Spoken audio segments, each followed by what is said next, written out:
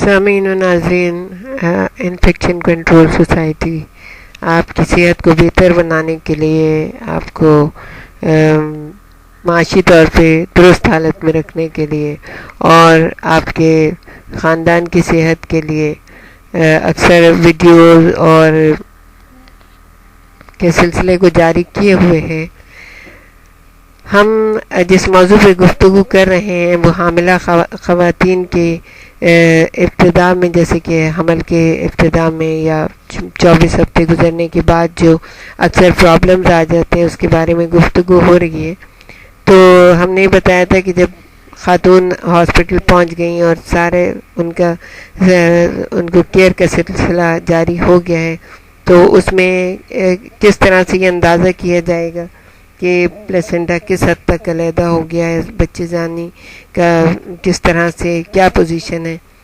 تو اب ہم یہ بتائیں گے کہ اگر پہلے تو ہم نے بتایا تھا کسی حد تک علیحدہ ہو جانا، اب ہم یہ بتائیں گے کہ جیسے مڈ وائف ہیں یا نرس ہیں یا ڈاکٹر ہیں، جو بھی انہیں کس طرح سے اندازہ ہوگا کہ پلیسنٹا جو ہے وہ بری طرح سے الگ ہو چکا ہے۔ بالکل، اگر پلیسنٹا کا 2/3 حصہ الگ ہو جائے اور 2000 ملی لیٹر یا اس سے زائد خون ضائع ہو جائے تو یہ ایک انتہائی ہنگامی صورتحال ہوگی۔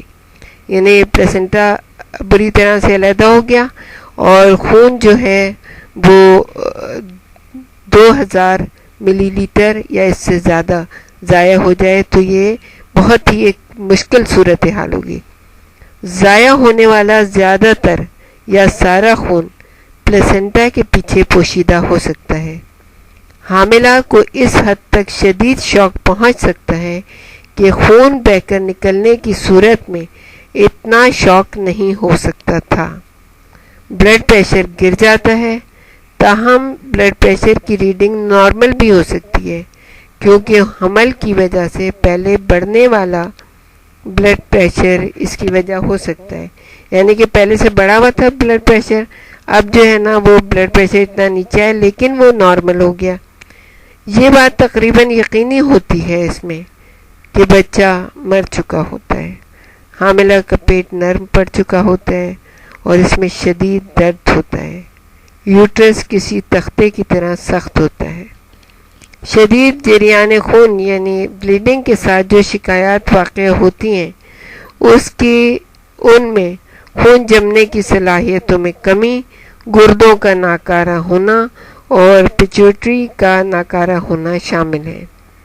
اس صورت میں بھی علاج وہی ہے جو ماڈریٹ ہیمریج کی صورت میں کیا جائے گا۔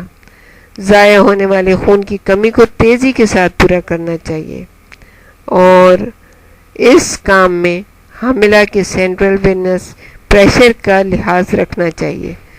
ممکن ہے کہ ایمنیوتومی سے پہلے ہی خود بخود لیبر شروع ہو جائے، اس لیے مڈ وائف کو یوٹرس سکڑنے کی علامات پر نظر رکھنی چاہیے، کیونکہ لیبر میں وقفے سے پیٹ کا شدید درد محسوس ہوتا ہے۔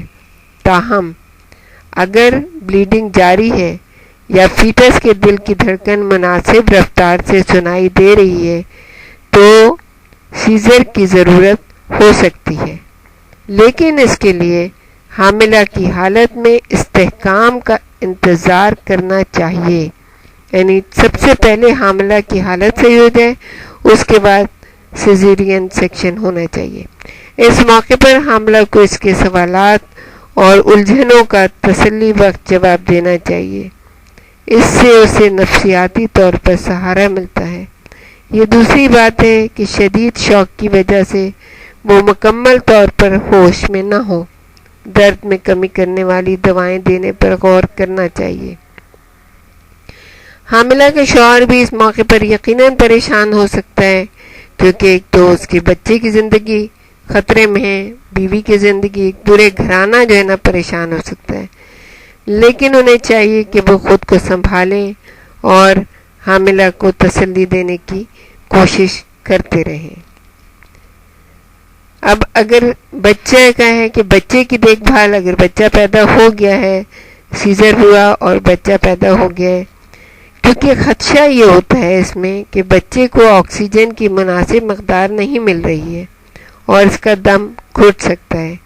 اس لیے اس صورتحال سے نمٹنے کی تیاری کر لینی چاہیے۔ اس موقع پر بچوں کے امراض کے ماہر پیڈیاٹریشین کو لازماً موجود رہنا چاہیے تاکہ وہ بچے کی سانس کو بحال کر سکے۔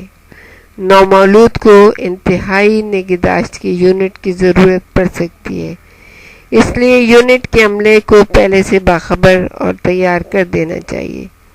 نومولود پر جریان خون کے اثرات تو ہوں گے، لیکن ممکن ہے کہ اس کی پیدائش مقررہ وقت سے پہلے ہو گئی ہو، اس لیے اسے نوزائیدہ یعنی نئے پیدا ہونے والے بچوں کے یونٹ میں زیادہ عرصے تک رہنا پڑ سکتا ہے۔ پیدائش کے وقت جس بچے کی صورتحال بہتر ہو اسے بحالی کی کم سے کم ضرورت ہوگی اور اسے اس کی ماں کے پاس زچگی وارڈ میں بھجوایا جا سکتا ہے۔